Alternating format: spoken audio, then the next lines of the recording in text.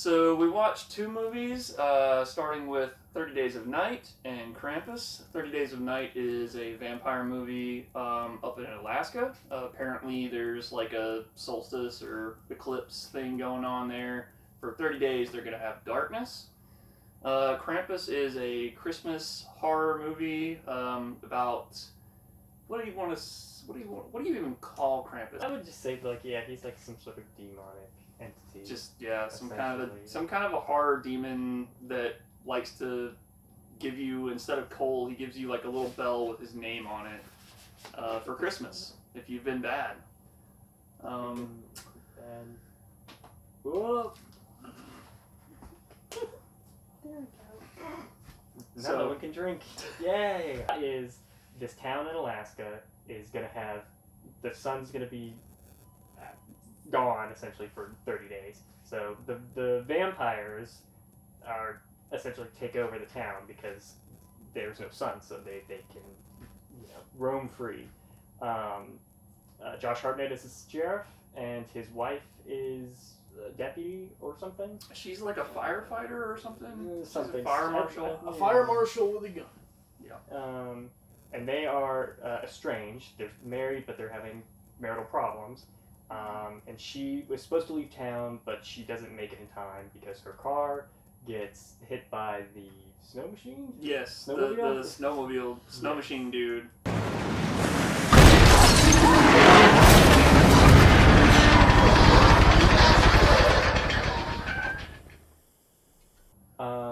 So she's stuck in town with Josh Hartnett, and then all the other characters.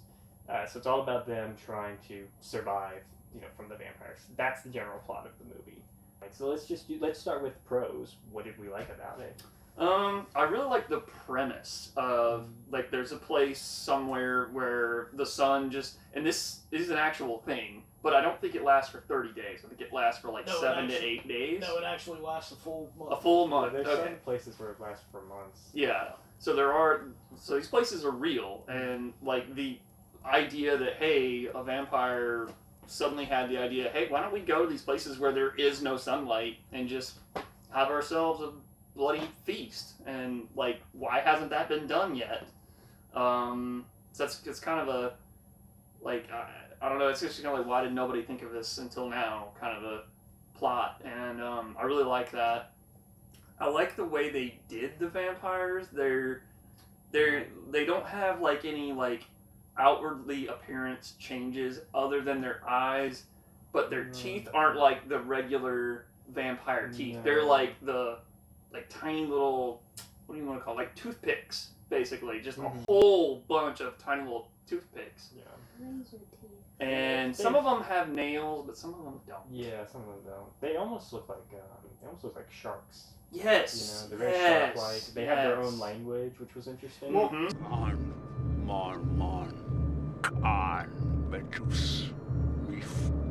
so I looked into that. So they actually spoke. I don't remember exactly which tribe it is, and like very old Native American dialect that was like native to like the one tribe of the Inuit people.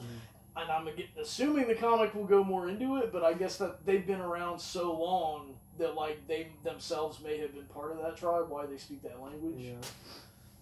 That would be interesting. Yep. I don't know. I'm gonna screech like the vampire banshee from now on. That was pretty cool.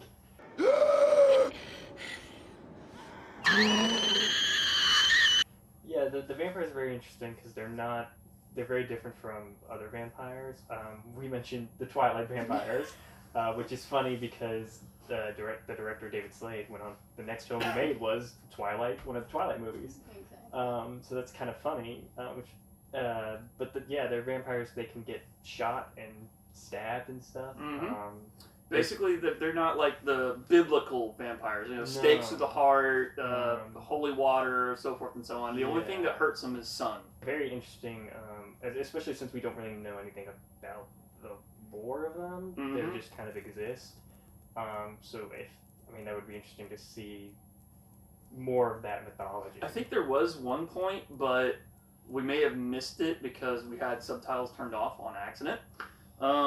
I believe, if memory serves, he, in his native language, the lead vampire explains, we've spent centuries tricking them into thinking that we're not real, and like inserting themselves into fiction and movies and things like that. And he got upset with somebody. One of his other vampire subordinates did something that he didn't want them to do, so he got onto them and was like, we spent centuries making them think that we're not real, don't screw it up. And I thought that was an interesting plot point, because I feel like a lot of other vampire movies don't really even bring up that notion that, oh, this is the world and vampire mythology is a thing. Like, no, they just go into it. It's a vampire movie. Right. So, just to interject for one thing, I didn't know this prior to watching, so 30 Days of Night is actually based on a comic. Correct. I never read it, and I bet it has a lot more explanation than the film. Probably. And yeah, it's the vampires are they're very scary. They're a very scary vampire, which most vampires aren't, or at least they're usually very human-like. These aren't. These are very monstrous. And so I think that the horror elements of the movie are very well done because of that, because of how they look and also how they act. It's very gory, very violent. The way they attack people, I was kind of uncomfortable at some points. Like I felt very squeamish when they would like feed on people, because it was very. Because like it wasn't like they bit in and just drank the blood. No, they're like. Yeah, it was like Like, really. They were trying to rip flesh out. Yeah. And the cutting the heads.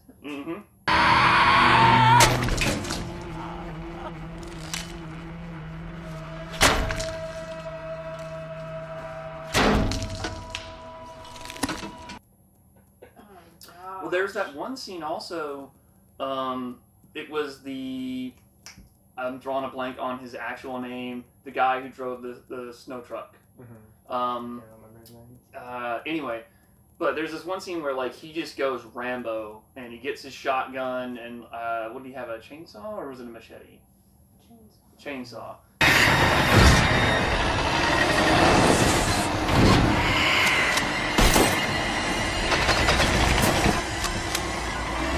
So he had a chainsaw and a shotgun and he kills a whole bunch of them. And then when he finally gets caught, the leader just puts his foot on his head and you can hear the bone crunching just.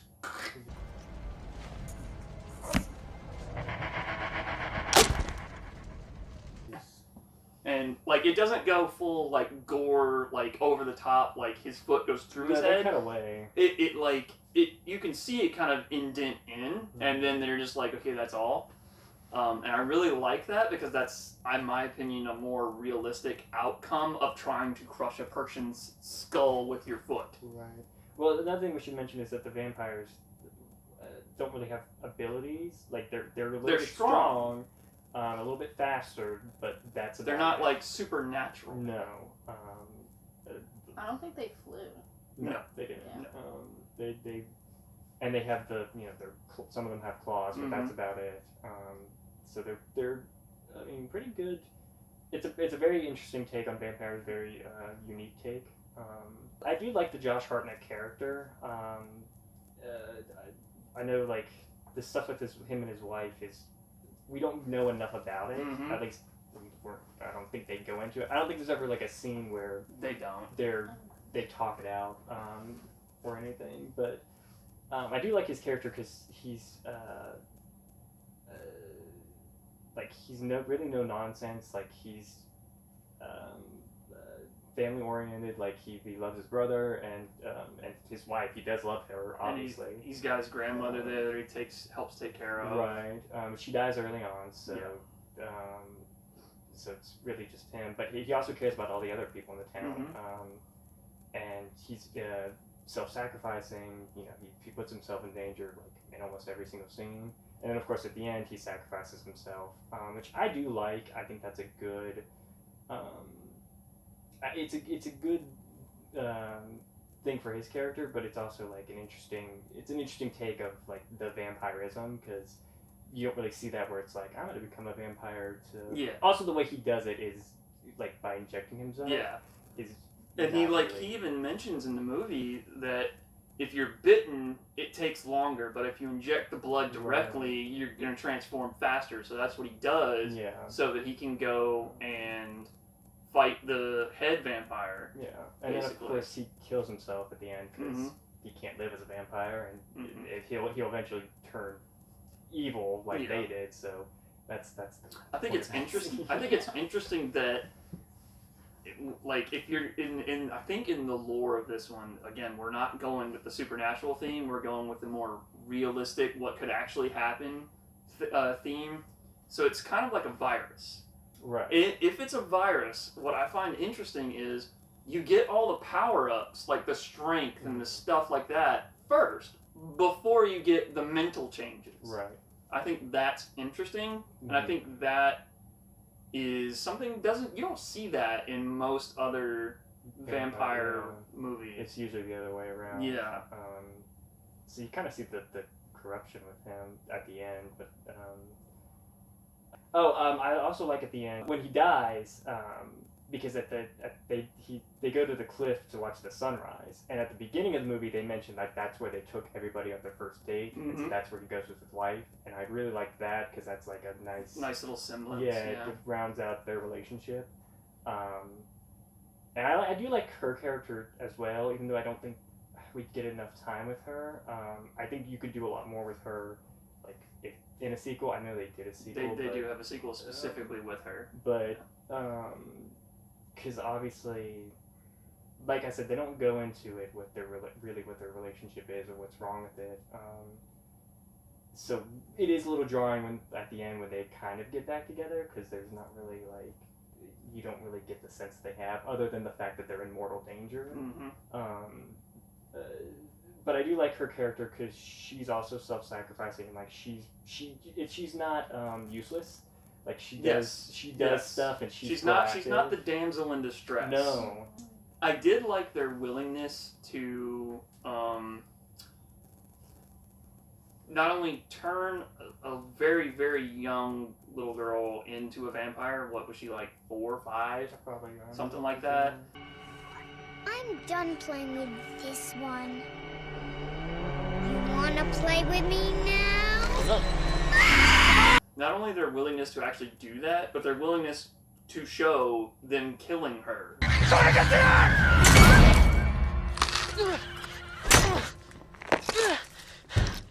think that's very grown up, and I feel like that's something that probably wouldn't pass nowadays. I don't think they could get away with that. Yeah, because it's a very, well, first of all, it's very horrifying because it's a little girl. Yeah, and she's all, she's vampirized, so she looks like a creepy shark person. It's a creepy little shark doll, basically. Yeah, but then they have to kill her, and it's Oh my god. Yes. So there's no context with that. Like, we don't know how she was turned or anything, or why she was even turned. We assume she was somebody in the town, because we don't see her at any other point in the movie. Which there's only a few people that get turned. There's the guy whose wife gets taken at the beginning, and he's under the trailer. He's the first one. She does, the little girl does, and then Eben does. Yeah, Eben does, but then the other guy, the deputy. Yeah, the one who loses his arm. Hey, Billy! He gets turned at the end, which you actually see him like turn.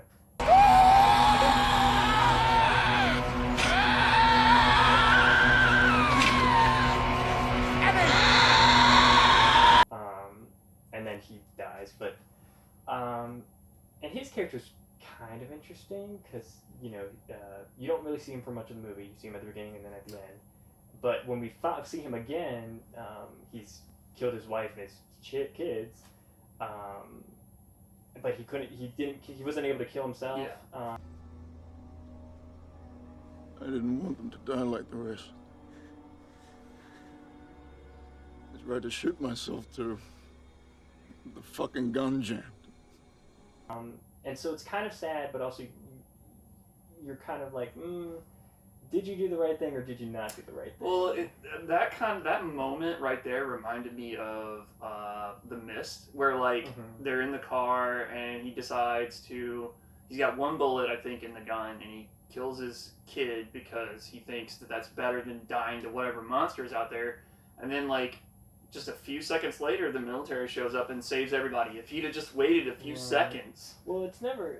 I mean, we assume that he killed them like at the very beginning, right? That isn't really explained because I want to say they didn't find him until like day 27 or 28, something like that. Like he says, he like killed them. I think he says he killed them when they heard all the screams. That's when they did it. That's when he killed them. But it's never really specified. Vampire take was cool. I like the setting. I think Alaska's a cool setting for any fiction, but like horror movie, definitely the vampires. The gore was great. For the most part, I like the characters. Definitely, I feel like they didn't spend enough time getting into development for a lot of the characters, and also, and again, I know it's existing, material out there in the form of the comics, but like I wish they would have elaborated on the vampires more. Like, because I think that's a really interesting setup. I thought the ending was stupid. like, why is he just sitting there with his ex-wife? And why does she care that he was dying? Like, they already got divorced, or they were gonna get a divorce. Who cares? Die. Bye. Like, I wouldn't want to be hanging around my ex-husband. I don't care.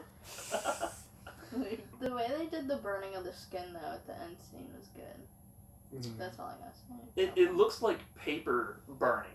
Is what it looks like. Well, it's ash, but it's a very realistic, I guess. Yeah, I mean, because it's not usually they just turn to dust, so they just disintegrate. It's definitely more what would happen to actual skin if you just burnt it. Correct. Yes. So that's very interesting. Yeah. Not really anything too bad. Kind of like how David said, there wasn't too much character development in a lot of the characters, but with the few main ones, you got something. So at least there's that. But there is one thing that nobody has mentioned yet, and I'm shocked. What, me crying? The dogs? Cry count 1. Like, roll the clip. Yeah, No, not the doggos. Peter would like a word. Alita would like a word. Yeah, Alita is very upset. Yay, we got our first Alita reaction.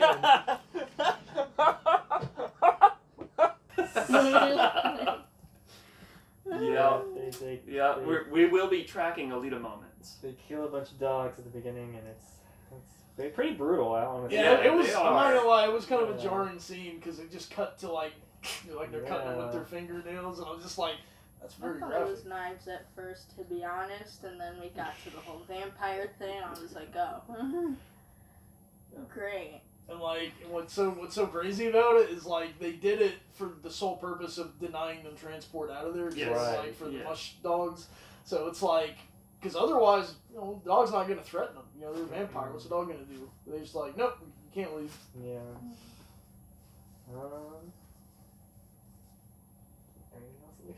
No, I think that's my hot topics of the week. Okay, so cons. So we've already talked about character development. I think that is the weakest thing of this, of the film. Because you have very strong characters, but you don't really get enough time with them. You get some moments with Josh Hartnett and his brother, but that's about it. Like there should have been more with the wife.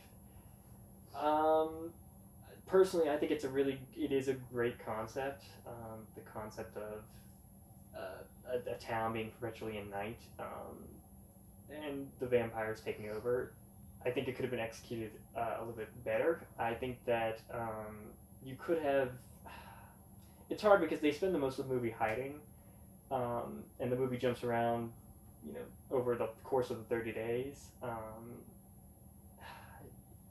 So there's not. It gets a little bit. I don't want to say boring, but there's not really much going on in between scenes.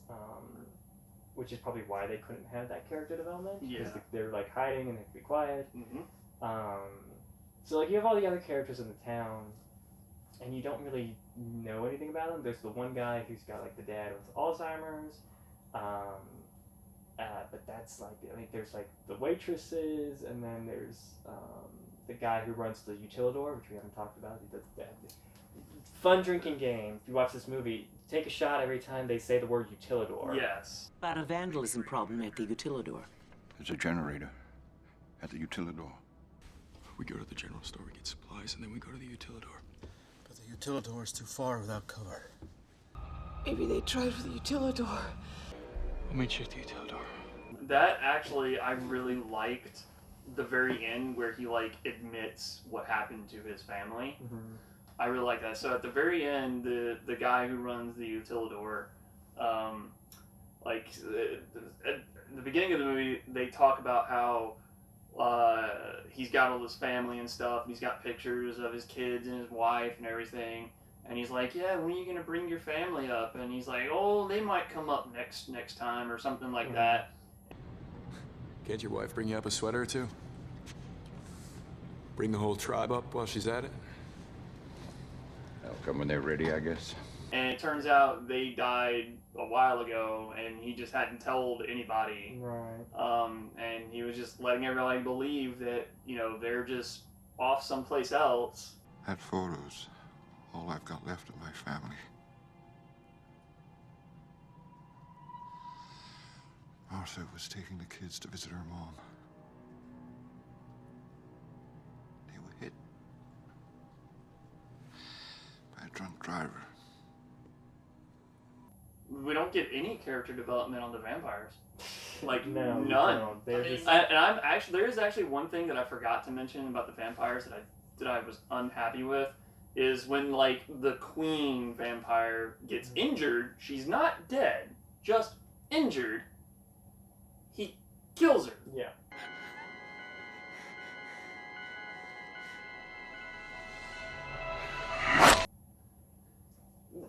Aren't vampires supposed to be able to heal? Like, Well, maybe that's part of their lore. Like they can't do that. It's not as fleshed out as I would have liked. No. the one thing that I just realized we haven't mentioned the music at all, and I'm trying to remember the music. Yeah, you know, that's a good point, because I feel like it probably had an orchestral score or something. But I don't recall it at all. It kind of just got lost. Yeah, I mean, I like how it's filmed, because like there's like handheld stuff, but then there's also obviously more lockdown stuff. There's that great aerial shot where at the beginning where they Over the town. town. And then of course is the shot at the I think the stuff dance beautiful, but I like how it's filmed on location. I know some of it was probably green screen, and some of it was most of it was probably sets and everything. But the stuff that is, I mean, they're outside, they're in the cold. Yeah, they're in the cold. I think we're ready to give it a vote. I give 30 Days of Night 6 out of 10 Utilidors. It's good. It's a great premise. Josh Hartnett's great in it. The vampires are really interesting and scary. It's pretty good horror. It's not the greatest, or it has flaws, but I mean, it's worth the watch. Alita? I'd give it 6 out of 10 Banshee screams. I don't know. I'd watch it again. It wasn't the best movie, you know. It's there. It's got quirks. it's 6 out of 10 Banshees.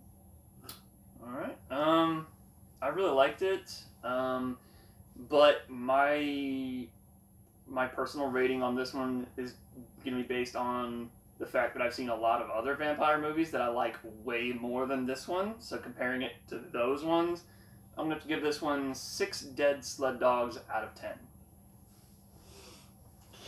That's terrible.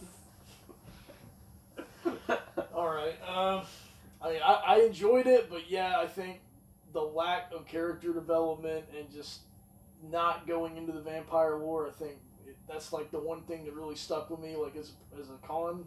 I liked everything else, but if I really got to put a number on it, I'll be generous. I will give it 7 out of 10 Wilhelm screams because I feel like I did hear Wilhelm screams. Yes. At one Yes. Well, we heard the female one. Oh Yes. yeah, the female one. Yeah. Yeah. Okay. Well, All that right. was it for 30 Days a Night. Krampus. Yeah. The meanie Santa Claus. Yep, that's it. So pros. Let's start with pros, I guess. What was that face? It's funny. That's a pro. I mean, it has its moments. I would say it has its moments. So I've actually never seen Krampus before watching it. Like I Kevin know was the only one who had seen it. Yeah, so like I had known of it when it came out. Like I remember thinking, okay, a horror Christmas film that seems like my vibe. I might go see it. I never did. But like, I'm a little shocked, or I was a little shocked because the advertising for it, it seemed like it was gonna be more comedy than horror. You know, in the vein of like Gremlins or something like that, and it was.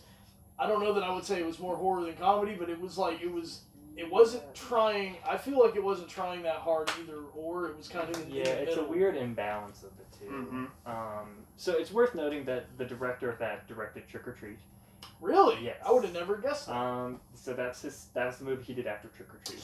And the problem I'm having with it is comparing it to Trick or Treat, which I probably shouldn't do. Exactly. Because Trick or Treat is top tier, so good. Yes. And I feel like if this movie was more like Trick or Treat, it would probably be better. And I don't know if he just didn't want to do that because he didn't want to make it like a Christmas Trick or Treat. But I feel like it would work more because this is just kind of all over the place. Oh yeah, very inconsistent. And I feel like with the way Trick or Treat is, it's so like even though it's separate stories, like it flows so well. They all connect perfectly. And you could do that with this, where it's like, okay, here you have this family and they're dysfunctional, but each person has like their own little stories. The one like I have many cons with this movie only because there was so much wasted potential. Yes. Like they had this DHL delivery guy come up and ring the doorbell, and it's like the blizzard has just started. They're just starting to get snowed in, and he delivers some packages, and then they notice there's this great big Santa sack full of gifts, and they're like, where'd these come from? And the DHL guy's like, I don't know, they were already here when I got here. Anyway, sign here, blah, blah, blah. Yeah. Well, like, they don't think, hey, why don't we open the bag and see what's inside? Nope, they're just like, yep, sure, here you go, and just plunk it out, and like, and it's just gone, it's over here now. And they don't talk about it. They don't check it. And then when they finally do, like halfway through the movie, at this point they've realized that, oh, hey, we're being hunted by supernatural demon things, and then the kids go, well, let's go open the gifts, and nobody thinks, hey, maybe we should go watch over them while they do that. Where are they? Where'd they go? They were just here. I think they went to the bathroom. And you just let them go? Was there another option? I don't know. I just want to see more Grandma Omi. Grandma Omi was actually kind of cool. I did like Grandma Omi. I do like her little flashback. It's animated, which is cool. But the style of it was kind of like stop motion. Yes. Yeah. Tim Burton-esque. Yes. Cool. Yes. Or like, I did like that. Kind of like Henry Coraline. Selick. Even I think it was even supposed to emulate like the Rudolph, like yes, Rankin Bass stuff. So I like that little sequence. I really like the opening credits. I thought that was funny. Like if you're gonna do a satirical Christmas movie, that's a great way to do it. A great way to open it. The characters, there's a lot going on with the characters. It's the same thing kind of with 30 Days a Night. This is a really weird double feature because at first glance it should not work. But there are so many similarities between the two. Like they're both about a group of people stuck in a place during winter, and creatures are trying to kill them, and you don't you have all these characters, but you don't get enough time with them. I feel like you do get a little more time with the characters. You learn a little bit more about their personalities, but not necessarily about their backstories. I do like the the Adam Scott character and the Toni Collette character, because like the Josh Hartnett and the what's her name, Melissa George character, they are both proactive. Like he does not hesitate to use the gun. Yes. Like he's given it. Yes. And like Toni Collette, like she picks up the axe when Yes. they go up to get the kids. You know, and I was like, oh, she picked up the axe. Like, good. Mm-hmm. The uncle and the aunt. The uncle, obviously, he's, proactive because he's got the guns. But the aunt, it takes her a while before she can really, because she does eventually, pick up the axe as well.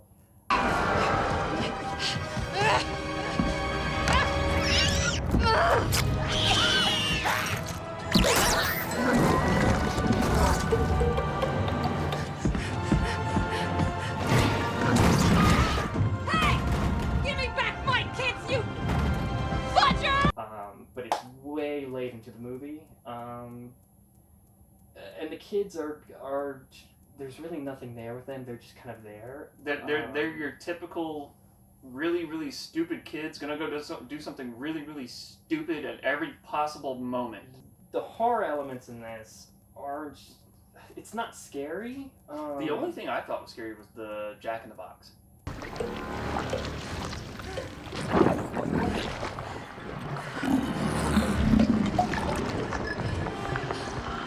Oh, come on.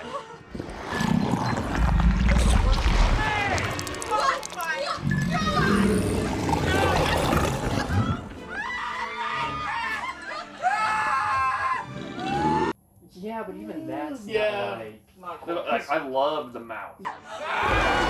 Yeah, that's what I'm saying. Like they're cool concepts. The creature designs are really cool. The Jack in the Box is really cool. It's creepy, but like there's no like suspense. Well, you never see any of them get killed. Yes, that's true. Because the Jack in the Box, like he eats like 3 of the kids or 4 of them, but like you don't see any blood, no gore, it all happens nothing off screen. Yeah, and that's very disappointing because like this, where we get to see a little girl get turned into a vampire and then killed. Yeah. This, it's like I think they were a little worried because it was children that they didn't want. Yeah, Which they were aiming for that PG-13. With Trick or Treat, you have that element of like the kids getting killed and stuff. So that's, which is very darker. But with this, it's like you would think you would want to lean into that, but it doesn't, which is disappointing. I also think using Krampus, I get why you wanted to use Krampus. I don't think he was the right choice, though. See, they didn't do much with Krampus. No. Like he's only really even there for like a few minutes, and I don't think he killed or did anything to anybody. Did No, except for at the end, he throws the kid into hell. Or Yeah. whatever. But the thing is, like with Trick or Treat, again, not to try and compare it to Trick or Treat, but you can't help to. Like Sam. First of all, Sam's so distinct. He has such a distinct look. Yes. And he's not really, even though he's an amalgamate, or he's a personification of Sam Hain, the spirit of Halloween, he's not really doing anything either. Like, he's there for each story, but he only really interacts with 2 of them. And his whole purpose is to make sure people follow the traditions of Halloween. Which that works. And this, it's not really clear what the rules are for that. I think it was like the grandmother said, if you give up hope. Yeah, but that's such a vague thing. Like what? How do you define hope? Right. Because like. Well, her whole thing was because people were being selfish during whatever time she was a child in, and how they were low on food or whatever the case. Foley made it. They had a lot of reasons to lose their hope, whereas this family does not really have a reason to lose hope. Right. Yeah. Which is why, like, I think if you were to redo it, you would want to make it more ironic. That's what I'm saying. Like, each character has their own thing that they kind of get their comeuppance from, which that doesn't really happen in this. It's just sort of like whatever. A free for all. Yeah. And then they end up, however they end up at the end. I think that's kind of dumb. Like, we don't really. Is the grandma there? Yeah. Yeah, they're all there. Yeah, they're all there. They're all there. He really took Grandma Omi. Yeah, he did. After he saved her the first time. Well, he didn't save her. He let her go as a warning to other people. Well, yeah.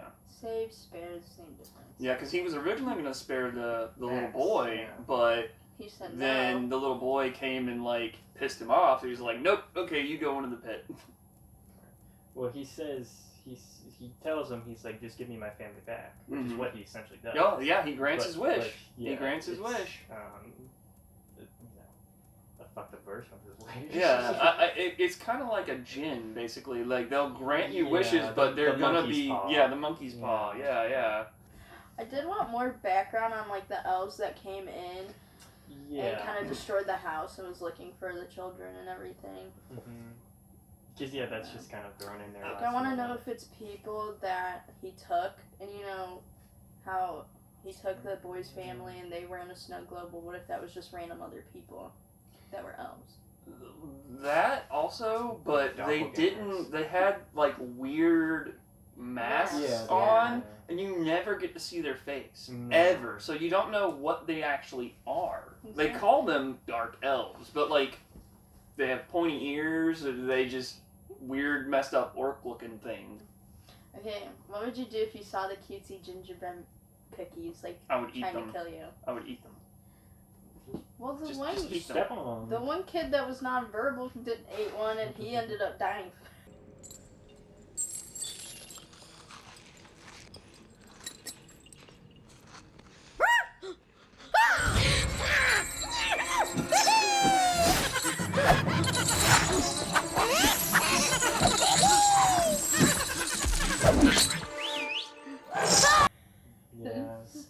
Basically. He didn't make it. Yeah, I'm gonna be quiet about him. Which is like that.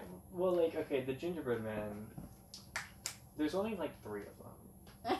So like that's the thing, and like the uncle gets his ass kicked, and it's like, come on. I thought it was Like, so I funny. mean, if we're being honest, the uncle like the mouth breather was not the sharpest. No, he wasn't. But like.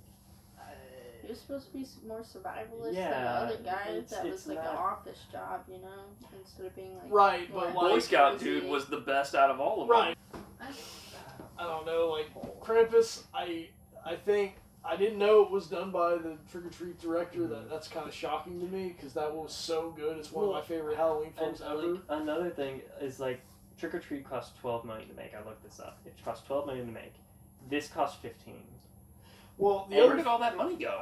Well, the other thing with Trick or Treat, because like when the studio got involved, that's when he got budget. But he, for many years, tried to raise money himself. Like I think he started like in late '90s or early 2000s.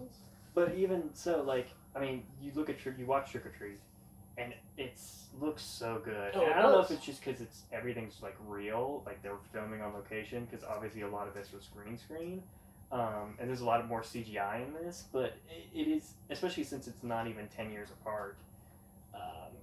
I don't know, it is kind of disappointing. Oh no, it's very disappointing. And yeah, you just want more from this. It could have been way better.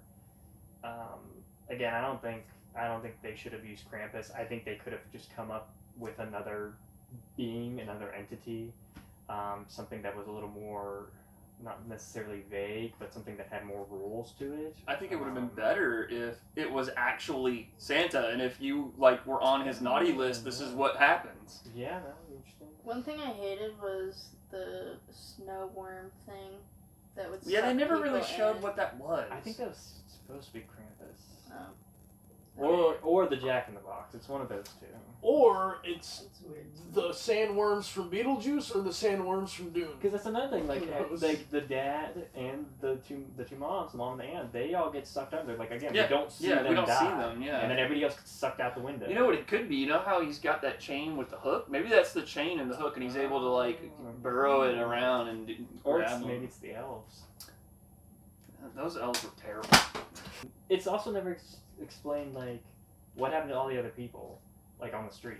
Yeah, They say like a few of them are on vacation. At the very beginning, though, you've got the daughter. She's the first one that goes missing, but she's out trying to get to a neighbor's house, like her boyfriend's house or something, and She gets in there and the house is trashed. Like No, she doesn't even make it to the house. No, she makes it to the house. No, It's that's right. The dad and the uncle make it to the house. But so they get there and the house is completely wrecked. And there's like a stab through gingerbread man on like the fridge or something like that. Right. So they weren't part of the wish or whatever. So he's just like, you're in the vicinity of the wish, so I take you too. Then there's also like you said, the package guy. Like, he died. died. Like, we see him die. He didn't get taken. He died. Yeah, but like, why even have him show up? Like, why not just have them open the door and then like, there's like the daughter can open the door and be like, mom, there's packages out here. Yeah. Like, you could ring the doorbell and just not just doorbell ditch. Other than for like the horror aspect of them finding his body, but it's not scary. Right.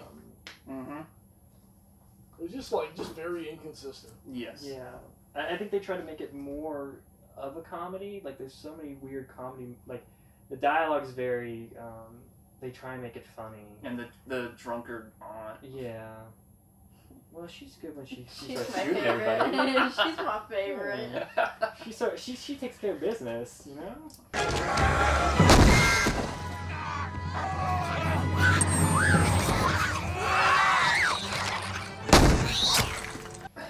Okay, kids, I don't want to actually babysit you. Here, have some liquor. See, a little sugar, a little spice. Makes everything nice.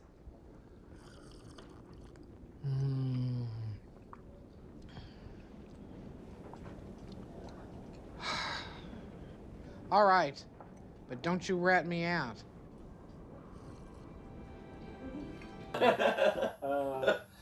But like when she gets like sucked out the window, there's like they do like a weird like sound effect. Did you notice that? It's like woo woo. Yeah. I don't remember. I don't remember that. It's really weird. We're gonna have to cut to that. Yeah. See you in hell! Like I said, if it was more of like a thing where it was like they get picked off one by one, and it's some sort of ironic death based on their personality, that would be more interesting. But it's not that. It's just very weird and random. Yeah, random. For sure. So I give Krampus. It's not. I give it 5 out of 10. Christmas bongs. It's not horrible. Is the thing. Like it's fine. I probably wouldn't watch it again. It's disappointing. But I mean, I'm glad I watched it at least to say that I have and to compare it to Trick or Treat. Because I think I appreciate. Even though I appreciated Trick or Treat already, I appreciate it a lot more because I think it is a masterpiece in the horror genre. Well, I give it. I'll just say 5 peppermint schnapps. Dude, that lady was my favorite, and only because of her, honestly. I wouldn't really watch it again, like Ian said. Wasn't that good. But also, I've never seen Trick or Treat, so I can't really compare the two. But I would love to see it and compare. I actually have not seen it either. I'm going to have to go and get it. In for a treat. Yeah, I'm going to have to go get it. So, I'm going to give it 3 out of 10 gingerbread men. This movie was terrible. Don't watch it. I own it, and I regret that. I think you should watch it and commentate on it yourself. All right. It's fun. I'm going to be more generous than Kevin, but less generous than Aiden, and I'm going to go with 4 out of 10 snow globes. I didn't care for it. It's fine. Like, it's just fine. It's not the worst movie ever. It's not... It's just not fine. that good, yeah. To me, it's one of those movies that's on the borderline of it could go in the bad movie section. It's just barely good enough that it doesn't go in there. Yeah, but it's close. It's very well made. I think Yes. that's the defining factor. Is that it's very well It's made. got good production value. The acting's pretty good, to be honest. Mm-hmm. I mean, well, they got good actors because almost all those actors have been in other things. Yeah. And even the kids are good with what they're given. They're not given much, but they're good. So the special effects are good. The creature creations are good. The concept's pretty weak compared to 30 Days of Night. Like I said, I think if they had done it in a more version like Trick or Treat, it would be much better. You call it, Naughty or Nice or something. Yeah. It's, I'm pretty sure that's a movie. Probably. But I don't know. It just, I think Krampus was underutilized. Mm-hmm. And it's just fine. Yeah, no, you can't really call it Krampus and have him in there only for 3 minutes at the end. They show him throughout the movie a couple of scenes where he's leaping from one house across the street to another house, but then they don't do anything with it. And his design's not that interesting. It's really boring. Like I said, compared to Sam, who's very unique looking. Very iconic. Right, you see it and you're like, oh, that's Sam from Trick or Treat. Whereas this, you see it and you're like, oh, that's Krampus, but it's Krampus who's just a goat man. So it's they try and make him look a little interesting. They kind of try and make him look like Santa Claus, but it's I like this. They have him wrapped in chains and stuff. Mm-hmm. That's kind of cool, but other than that, it's not. It's not an interesting character design. I feel like this is one of those movies where unless you're really knowledgeable on the lore, it's just not going to make much sense because I know nothing about the Krampus lore. Why does he do the bell? Why does he give people a bell with his name on it? Why? See, I think that's something that they came up with because the actual Krampus lore is he's the one who would do the bag or the little lumps of coal or whatever, and in that original Germanic lore, he would put kids in a burlap sack and beat them. Yeah. Again, like fathers in the 50s. Well, this concludes the first episode of Dead End Movie Club. Stay tuned. We'll give you a sneak peek of what's coming up next time. Like, comment, and subscribe, guys. Thanks for watching.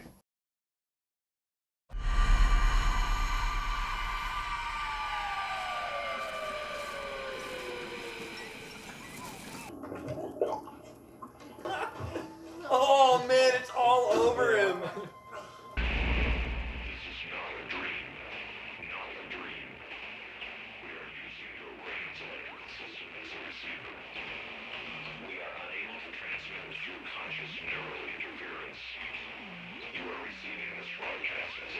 Is that Jackie Chan?